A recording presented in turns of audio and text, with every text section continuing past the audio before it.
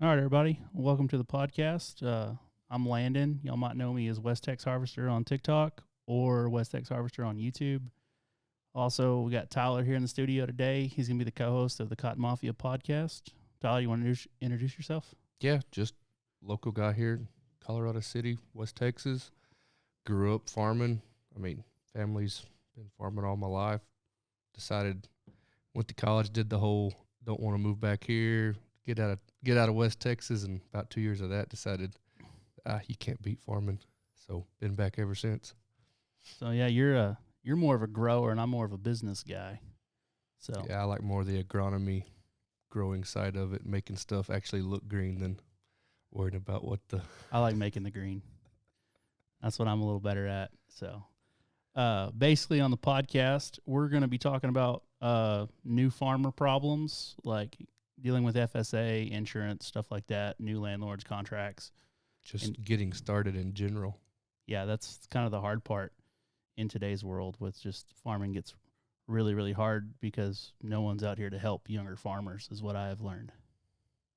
And we're also going to have once a month, just me and Tyler talking about what's going on the farm. And the other 3 weeks, we're planning on having guests from anywhere in the cotton world, whether it be like Calcott or insurance guys or just random people from TikTok that just want to come on. So, maybe not even just cotton, just farming in general. yeah, a lot of that because no matter what, if you go around the world or USA, really, most of the farmers that are beginning are less than 10 years old, younger farmers like me and you are. They're dealing with the same things, whether they're growing cotton, corn, or soybeans. Cotton, corn, soybeans, milo, flour. So many different crops out there besides cotton, which seems to be main staple around here. But yeah, I'm also a custom harvester, so I travel from the valley all the way to Kansas. So that's about 1,200 miles separated. So I'm on a cotton stripper about 6 months out of the year, while Tyler gets to stay home here and watch irrigation. Yeah, and occasionally go help. Yeah, well, it's not like we ever have employee problems. So, if you're an H2A farmer or thinking about getting H2A, I unfortunately am getting quite good at dealing with H2A problems. I've had H2A workers for 4 years now, and I go to all the H2A meetings I can, and I learn exactly just how much I don't know and how much I wish somebody would have told me about stuff when I started it. Also, what else we got on the list here? Gonna be looking at older, new horses. In farm practices, everybody's got, where you farm, you've just got the people that are still doing the old conventional style. You've got guys that are incorporating more of maybe a minimal no-till type thing, and then you got guys that are just straight up full no-till regenerative, just trying new ways to be more profitable without breaking the bank. What do you call the way I farm, Tyler? I'd call you straight up just conventional. Conventional. As deep as it'll go. Watch out, kids in China. You might get your toes clipped. Yeah, I like to run a moldboard as deep as it'll go and then probably bury it a little more to tear it up and collect the water in the winter and grow a good cotton crop because we don't ever get moisture in the summer. Yeah, well, we ain't collecting no water this winter either. Yeah, well, it's either. I don't think it's going to matter this year. It'll all be perfectly moldboarded ground next year. So, also, we've got some insurance guys that are going to come on that are going to explain stacks and like ARC signups and stuff like that. Do we know any bankers or anything like that might want to come on? Probably. But we got a few bankers. Yeah, I know a few up in Lubbock and stuff that trying to get a banker to be quiet. That's a new one. We won't have to worry about them not talking very much. So what else we got? Basically, if you have any questions you want to ask us or stuff like that, we've got a Facebook group called Cotton Mafia Podcast. You can go in there, call us out, say we're idiots, whatever you want to tell us. We don't know everything. But yeah, if you got issues you think you're the only one dealing with, I promise you there's multiple people that probably deal with the same thing on a daily basis. You just don't ever hear about it. Yeah, it's sometimes and also one of the things I'm actually an expert in, it would be cotton strippers. If you have questions, I mean, people call me from Australia asking about cotton strippers. Unfortunately, I've got way too many hours on them and I know way too much about them that I'll probably lose sleep over. But we've got Tyler. He knows the fertilizer side of all this a little better than I do. Try to stay up to date on all the fertilizer, new chemicals. I mean, seed. Did a lot of that in college, working all the variety trials with extension, which doesn't always get the best rep, but it's where I learned, I mean, just about all I did about studying different varieties and how they perform from mid to early to full, and all the different characteristics and how one seed can't be same as another. Yeah, you know what the different groups of chemicals do and all that. And all I know is they're expensive. So we've got some seed guys that we know, maybe some seed salesmen. We got some seed production guys that do a little research. We know some Milo guys who are into research over in Puerto Rico. We got Jesus from Wish. If y'all are going to be watching on YouTube and he's over here, you will understand why I'm calling him Jesus from Wish. He's got long, lustrous hair. So, what else are we going to talk about? Marketing. Big topic this year. Yeah. Most people are leaving a certain. I'd just say leaving the norm that has been the staple for probably 10, 15 years. It's been the. I think they've been doing it for 30 or 40, and they just haven't looked up from their tractor cabs to fill out. Safety blanket. Yeah. When you lose 30 cents, I mean, it's no big deal. It's only 30 cents. I've been glad to get some of my trash cotton. I've been lucky to get 30 cents before. Yeah, no kidding. We're losing 30 cents. Let's see. I guess we can go to kind of, Tyler, you want to explain what's going on your farm right now in March? Shoot, there's really, truly not a whole lot going on, being that there hadn't been hardly any moisture to speak of since maybe September, maybe October. So, I mean, any wheat we planted, I mean, it's still in the ground, probably ruined or hasn't even sprouted. I mean, we've just been working around the barn, doing off and on projects, just getting stuff kind of prepped for if it ever does rain, it's going to be hitting it hard and getting across it pretty quick, because we've absolutely not plowed anything, just trying to conserve on diesel and not wearing off points and sweeps to no extent. I mean, crap, it's pretty stinking slow right now.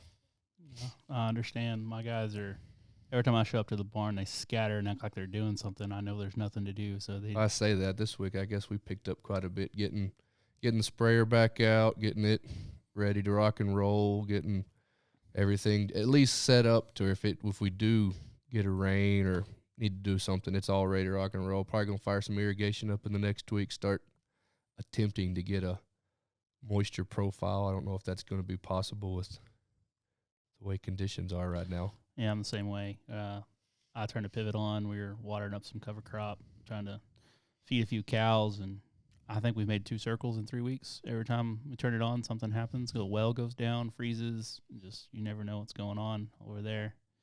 Yeah, you're saying moving equipment around. I tried to turn my spray rig on just to see how many hours it was for an equipment inspection yesterday, and you got to have some batteries. So I don't know how long they've been dead, but I couldn't even see how many hours are on my spray rig. So you can tell just how much is going on in West Texas right now. It's just hasn't rained since July, basically, or 1st of July. 1st of July, some people got some probably August, and then I guess right around that Roscoe area got a doozy of a rain and hailstorm right there south, and it kind of been the only pocket to get any moisture since then. Yeah, I kind of had some of my cotton harvested by the white combine, about half my crop, and that hurt the old pocketbook a little bit. We also have, let's see, who are we thinking about coming on? Who have we not mentioned? We've got seed guys. Oh, I've got a guy who is going to be coming on that he knows all about the equip program a lot and how to make that system work for your farm. And planting a cheaper cover crop and actually profiting from planting a cover crop when you're sitting here thinking about, well, you have to have a 5 species cover crop. Well, they don't tell you what you need to have, like what percentage wise. Like you could have all triticale and throw in just some radishes and turnips and stuff, like one bag. So you still got your multiple species. It's still a multiple species. He's pretty good at that. I think they also use some fancy stuff too. But oh shoot, our acoustic tiles are falling on me. Might need to nix this video. Nah, the video will be great. Y'all can watch on YouTube. Give a reason to go follow us. We have 0 followers on YouTube today because I have not promoted that anywhere. I guess I should put it on my TikTok probably. Did it just follow me again? Yeah. Awesome. We'll just pull this one down for now. So yeah, no, he's going to be on for the Equip program, and he's going to kind of show us what it goes through fulfilling a contract and how long you have to do and your farming practices. I was kind of talking to him the other day, and he said basically you have to pledge that you're going to change your farming practices. And I said, well, I'm going to pull my moldboard an inch out of the ground, and then I'll plant a cover crop on top of that. And he said, well, I think it might work because you just got to, all you got to do is prove that you're changing. It's like, well, we're burying stuff under the ground. That's got to be carbon, right? I mean, it's not going to work, but we're going to try. So Tyler is also starting to mix his own fertilizer. Yeah, I'm not going to get too much into that yet till there's a little more experience, but it's definitely going to be a different way of thinking about farming and farming practices and how to approach different styles. Yeah, that program's more about root growth than anything. It's very aimed at root growth.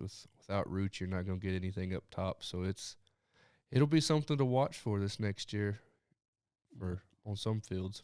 I've been going to some of the stuff that he's been going to, and these guys are all about maximizing your potential for your root growth. And it's maximizing potential with also maximizing profitability, even though you may or may not see an increase in yield compared to your high input type farmers, but at the end of the day, that pocketbook is going to be a little thicker because you're not quite putting what you used to into it. Yeah. But field health, soil health, that's really what it's aimed at. It's trying to get that soil back into levels that are sustainable regardless of drought, minimal rain, maximum rain. You're going to see the same benefits regardless of your growing season that year. Yeah, that's a lot of things that some of the older style farmers have just been. They haven't even been fertilizing ground over here in West Texas. Now I know some of you guys are going to be listening from places where it rains, and you're going to be like, "Oh, y'all don't fertilize," and it's like we can't afford to fertilize. I've got some ground we're paying $20 an acre for cash lease. It barely pays the taxes for the landowners, and if I quit farming it, these people would not have anyone to farm the ground. So we're in a different area. Now I see more of different areas type of farming, cotton farming and stuff like that. I go all the way from sugar canes right next to cotton all the way to corn and soybeans still growing right next to cotton. So now Tyler, he's a little more narrow-minded on what he sees because he's only irrigating, but he's dryland cotton farmer, but he knows a lot more than I'll ever know about growing cotton. Yeah, I like to stay in my nice little comfort zone of West Texas. You don't like driving CS 770s down the 130 toll in Austin? I don't like catching them on fire either. Yeah. I'll tell y'all a story one day of how the Texas governor's office called me because they caught me coming through a toll booth at 3 a.m. with a CS 770. And let me tell you, they were livid. They were trying to catch me for reckless driving, and the transmission was messed up on it. I was going 9 miles an hour, and I was like, I will see you in court because if this sticks, I want this to be on the news that I'm getting a reckless driving ticket for driving 9 miles an hour down the road. So I could go on and on with custom harvest stories. It gets pretty wild on the trail sometimes. Tyler, you didn't catch on fire this year, did you? I did not. I do not. Nope. It was pretty clean running for me for the most part. Didn't even have to test it out the stripper saver at the beginning of the season, and that was the last time she got turned on. Well, I can't say that. I caught on fire 9 times. Well, it wasn't me. I caught on fire. Did I ever catch on fire? Yeah. No, I mean like me personally. I think, yeah, there's a couple of nights you were running. You caught on fire. That 690 caught on fire once or twice. Yeah? Yeah, I think I did. I've been on fire a few times, so I know what I got a few ideas. We're going to talk about fire suppression systems on here. We've got trying to get Stripper Saver to sponsor the podcast, so that'll be pretty nice. We're not going to talk about any other companies like Stop and Watch the Fire or any of those other guys. I've been around them all. The machines are on fire, and I'm just going to point you to where you need to go. It's a little bit biased answer, but been on fire as many times as I have. I'll point you in the right direction, into the wind. Yeah, I guess I've had to use it once, and it did the job. I've got a 770 that missing a whole bunch of paint. 770s and weeds don't mix. 770 and low humidity don't mix. No, it doesn't. But yeah. So I don't know if John's gonna fit in here in this booth. Do you think he'll fit? Oh yeah, we'll make him fit. We'll get him to fit. And he's gonna have to. I bet he's gonna be a little nervous. But so John, yeah, I know you're gonna call me because you already told me you were gonna listen to this tomorrow. So we're gonna call you out. There's gonna be people in here wanting to hear from you why your suppression system for your pickers and your strippers is better than everybody else's. So also, we're going to talk about... just talk about equipment in general. Yeah. I mean, you've seen anything, although, I mean, I'd never ran it. Remember riding them, the old 282s, the old 4440 with the basket on top to, 283s to 484s to 7450s to, I'd say you've probably stripped at least on every model of stripper up to a 770. I've actually drove a 283. My dad threw me on one when I was probably, I would say 10 or 11. First fire I ever had. You have not lived until you've caught a 283 on fire and dumped it, and you're underneath the fire. A lot of people don't remember that. You were underneath the fire. I still saw one running right out east of Wall this year. Yeah, I'd love to go see that. Like, I want to get. Actually, my dad's got a 4440 right now in getting repainted. It's my grandpa's old tractor. And we're looking for a 283 right now to get it painted. And we're going to put it in the same field as the 770 and just put them right next to each other and do some filming for YouTube. So that ought to be pretty cool. That'd be pretty cool. Yeah. To touch more on that beginning farmer issues, you know all about this, Tyler. BTO's pushing you around. Ways to deal with them. I'm a little more brutal than Tyler is when I have to deal with it, but we're probably going to have an entire podcast about it one day of just what you're going to see if you're trying to be a beginning cotton farmer, problems like that, and also picking your chemical companies wisely. Not all chemical companies are the same. Now, there's going to be chemical companies where I'm from that are going to be like, "Oh, he's calling us out." No, I've been around, so there's more than one. There's more than two of y'all. If it puts into perspective, we both use complete opposite companies, so we both get to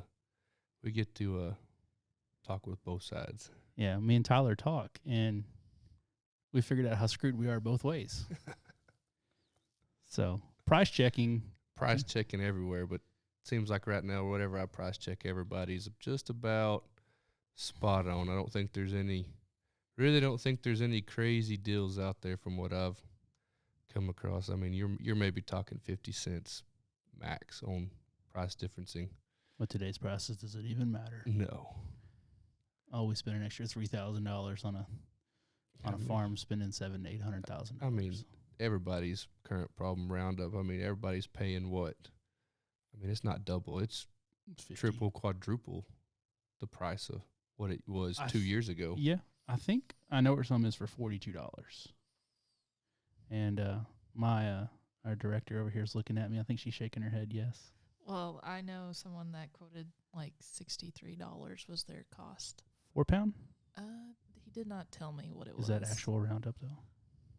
No, I think that was generic. It was with the broker. Oh, well, that's the reason I turned on my weeds under this year. If it rains, all my weeds are 18 inches below the ground. I think it goes back to one of those things, everybody talks about Roundup being high prices. I mean, everybody think that's still the silver bullet, but it comes down to it. If you focus a little more on those whites, those residuals, I mean, Roundup kind of gets taken out of the picture if you play your cards right, especially in our area this year with little rain as we're probably going to get. I mean, if you're out there and can get a somewhat of a blanket before any potential rain comes, I mean, you're looking at maybe one Roundup spray, maybe not even the whole operation in general. Just there's ways to get around this Roundup dilemma. Yeah, but like you said, most people are still just spraying dicamba and Roundup like it's the best thing ever. That's it's gonna be a what I have noticed just being around the cotton world is where people only grow cotton and wheat, their chemical regiment's very narrow minded. And when you get into where you see people growing milo, corn, soybeans, they're trying different stuff. And they're trying different stuff, but they also got to be pretty particular on what they spray for plant backs. And it kind of, I mean, you're encompassing a whole different realm when you start playing with 3, 4, 5 different types of crops. But your blanket changes too. You're spraying different modes of action, different chemistries. So these weeds are seeing different chemicals year in and year out, and they're not just saying, "Oh, here comes another shot of Roundup and dicamba. Let's brace for it." It worked for 25 years. Yeah, see where it got us. Yeah. Let's see here. We also got on the list farm management, what we were wanting to talk about. Where that's going to come into more of my side, I'm guessing, on the business side of trying to keep things organized and stuff. When you start doing it when you're younger, it will follow you through your farming career. Now, I've been farming for 9 years, so I don't know everything at all. But I'm getting to the point where I feel pretty comfortable when I hear paperwork coming up. I'm not worried about it. I know where it's at. I can open my files. Now, when I started, nobody told me anything about what to do, like put a file with all your contracts in there. Now, you think that sounds like something you would just know to do, but nobody taught me that. So we're going to have a episode probably once a month where we just kind of talk about certain problems, and we're going to try to have one podcast we talk about like chemical problems. Then we're going to have seed variety problems, which we could really irrigation problems, never ending. Yeah, well, unfortunately, I know how to wire things too, and people ask you to go fix things. I'm gonna stop telling people I know how to do stuff. So, yeah, we got irrigation problems, marketing problems, seed variety problems, stuff like that. We're just going to kind of ramble on about it, kind of like we are right now, but we're going to be having more specific conversations every once a month. And then the other 3 weeks, we're going to bring on more and more guests and probably try to do a TikTok personality or a YouTube personality and then 2 experts. So just try to get a variety. I mean, just get a whole realm of stuff. I mean, I know we all got our big seed meetings we enjoy going to, getting that free shrimp dinner, that free steak, and listen to everybody talk about seed varieties and this and that, and which ones did the best, which one do that, which year in, year out.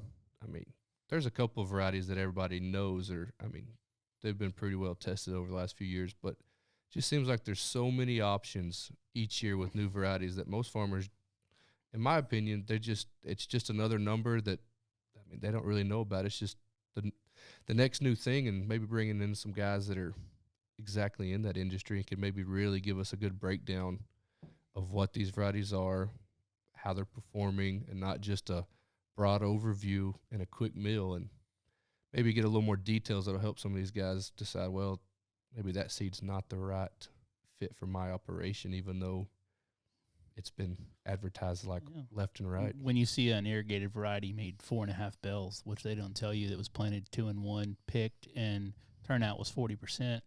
when you're going to be running a stripper every row, light water, and you're like, why did it only make 2 bales? Which they don't always tell you that it was 2 in 1 and it was picked instead of stripped when we're in a completely stripper area. I mean, the nearest picker 70 miles from us. Right. So there's things like that to look for. Tyler is way better at asking questions to seed salesmen and putting them on the spot. And it's kind of his pastime of asking people difficult questions that they don't really want to answer. So, yeah. And some other stuff we might talk about, which you guys may comment or leave stuff, is, the good old snake oil that gets brought by the farm once a year and then you never hear from that salesman again, or just these little pop-up companies that they may have a product that's good. They just can't get it out there, at least in our area, for people to try. So, I mean, if y'all have got something that you've tried that you think is out there, for sure drop it, and maybe we can do a little research or talk about it. And, I mean, there seems to be something for every scenario out there. Yeah, if you're a snake oil salesman, you're very welcome to go on Facebook, message us on Instagram, anything like that. We'll try your snake oil, and we'll tell you how good or bad it is. I mean, this year might not work, but we're always trying some kind of new snake oil over here just to see if it'll work. I'm pretty bad about just throwing it in the tank and spraying the whole field, so you really don't have a test plot and be like, oh, right. Well, it worked. Yeah, I made good cotton. Yeah, it's gonna make 5 bales, everybody. It's always gonna make 5 bales when you put this stuff out. I've actually heard a guy tell me that before, and I was just like, bro, I've never even heard of people making 5 bales around here. So yeah. We're gonna probably cut this one a little short. I don't know how long are we at right now?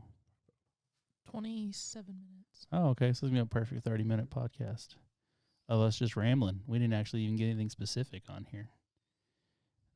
You can catch us on YouTube. We're actually filming this right now, and we're gonna have it uploaded about the same time as the podcast drops, and then we're gonna try to have the podcast drop at midnight on Mondays. So if you're wanting to find us, you can find us everywhere podcasts are going to be, wherever you listen to it. I'm more of a Spotify guy, but Spotify doesn't let us upload video unless we have a certain amount of views, so it's kind of frustrating. But other than that, join our Facebook group. You think of anything else, Tyler? That's about all I got. Okay. Yeah, if you can message us, you can message me on Instagram directly if you want to. It's under West Tex Harvester. Tyler, do you have an Instagram? Yeah, but I don't do much with it. Yeah, I think there's like pretty slow on that social media. Yeah, I've got almost 120,000 on TikTok and almost 1,000 on YouTube. And Tyler, he's the complete opposite of me on the social media stuff. This is about the most social media stuff he's ever done. Yeah. So with that, guys, we're gonna get out of here, and hopefully next time we've got an intro and a video intro and all that good stuff. So working on that this week, and find a little better adhesive to keep our acoustic pads stuck. Yeah, they're coming off, but luckily we put it up because I think it sounds pretty good. All right, guys. Well, we'll talk to y'all next week.